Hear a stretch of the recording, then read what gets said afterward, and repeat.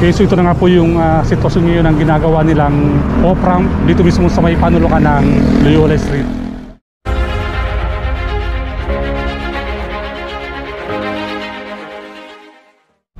Muli, isang mapagpalang araw sa ating lahat. Nandito tayo ngayon sa bahagi ng Section 2 sa area ng Sampaloc, na kung saan maghahatid naman muli tayo ng panibagong update patungkol nga po dito sa itinatayong NLEX SLEX Connector Road. So ito yung nasa harapan natin, ito yung BNR Espanya Station, at sa bandang unahan nga niyan, ayan yung Espanya Boulevard. So ito yung kahabaan ng relisang tren, ito yung papuntang Santa Mesa, at ito naman yung kahabaan ng Loyola Street. At samahan nyo ako sa gagawin nating pag-update dito nga po sa bahagi ng Section 2. Ayan, so lapitan natin itong ginagawa nga nilang off-ramp.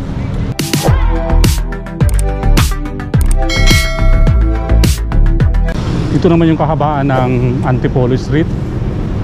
Ito yung papuntang G. Tuason.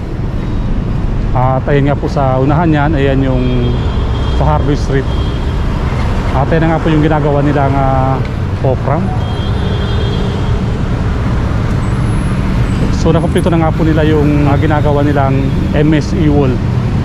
So bali may portion sila ditong giniba. Ngayon ay naayos na nila.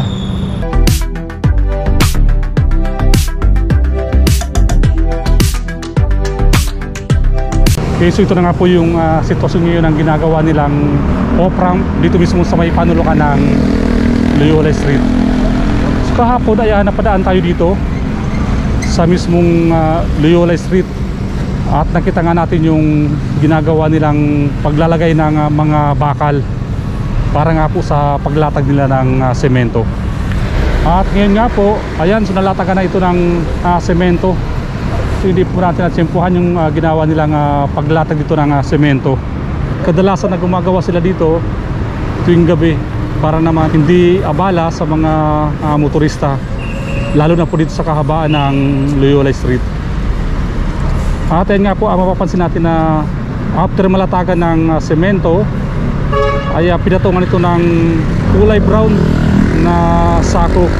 So ang purpose nga po nitong nilatag nilang sako ay para po ma-absorb yung pagbumoist nito nga po inilatag nilang semento dito nga po sa paanan ditong ginagawa nilang off-ramp. So napakabilis rin po ng ginagawa nilang trabaho dito nga po sa bahagi ng Section 2. So shoutout po sa mga workers ng CRBC. Ito po kasi yung kumpanya na nakakontrata po dito sa Section 2. So dito po bababa yung mga sasakyan na manggaling po ng south, at kanan po sila dito sa Loyola Street. So wala pa po tayong ideya kung itong papuntang Espanya Boulevard sa kahabaan itong Antipolo Street ay magkakaroon pa dito ng demolisyon. So dito kasi sa may panulukan ng Loyola Street, mayroon na po ditong mga na-demolish. At kapag po natuloy yung gagawin nilang demolisyon, magmula po dito sa panulukan ng Loyola Street papuntang Espanya Boulevard ay marami pong mga kabahayan ang i-demolish dito po sa kahabaan itong Antipolo Street. So ito po yung sitwasyon ngayon dito nung ginagawa nilang NLEX SLEX Connector Road. So kahapon nga po nung napadaan tayo dito sa Loyola Street ay nakita po natin dito yung mga surveyor at mga engineers na nag-check po dito sa gagawin nga po nilang paglatag dito ng semento.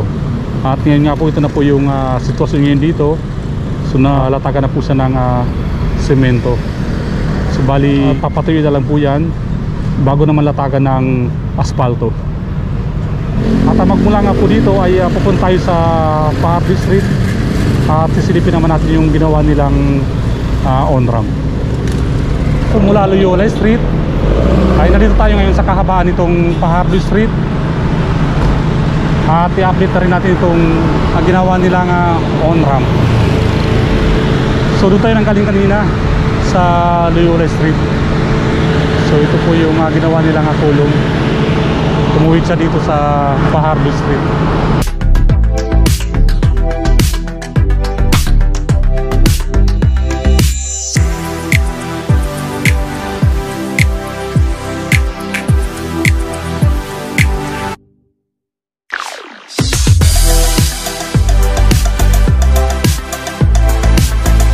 Okay, so ito po yung on-ramp southbound.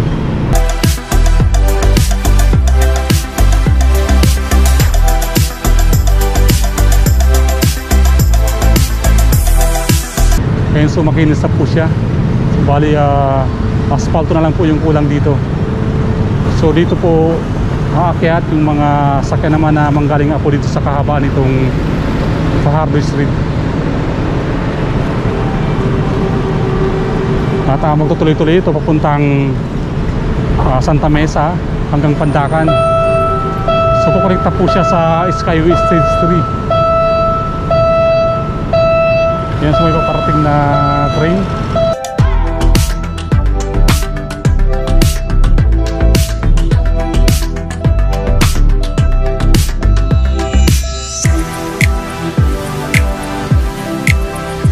So ito nga palang Fajardo Street ay one way lang po ito sa mga sakyan. Ito yung papuntang Lacson Avenue.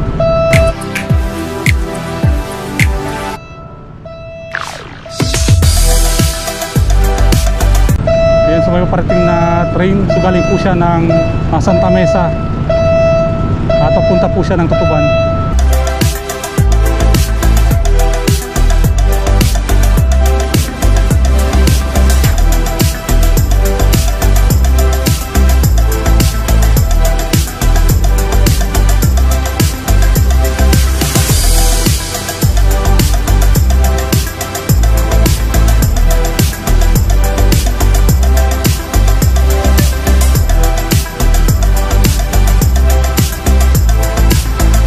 Ayan po yung pupuntang Tutuban.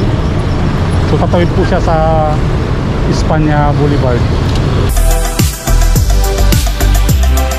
So ayan nga po yung on-ramp.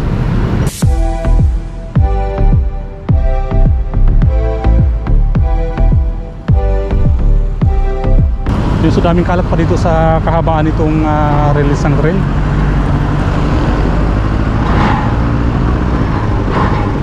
At ang susunod nating aabangan dito, yung gagawin nga po nila NECR. Ito yung pag-elevate ditong release ng train. Daming basura.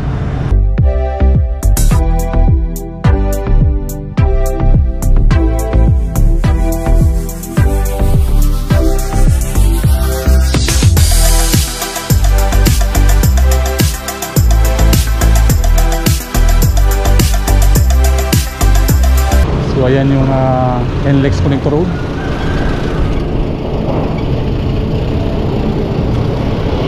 So hindi pa siya totally tapos. Balik kikinisin pa yan, oh.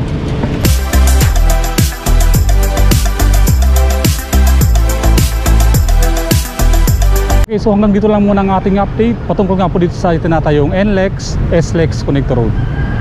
Hanggang sa muli, paalam.